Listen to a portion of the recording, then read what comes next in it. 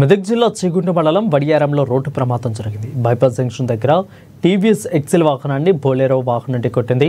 ఇక ప్రమాదంలో TVS XL పై ఉన్న ఇద్దరు స్పాట్లోనే చనిపోయారు. మృతులు చేగుంట మండలం రెడ్డిపల్లి గ్రామానికి చెందిన యాదగిరి మంచులాగా గుర్తించారు. స్పాట్కు చిలుకున్న పోలీసులు డెడ్ బాడీలను పోస్ట్మార్టం నిమిత్తం ఆసుపత్రికి తరలించారు.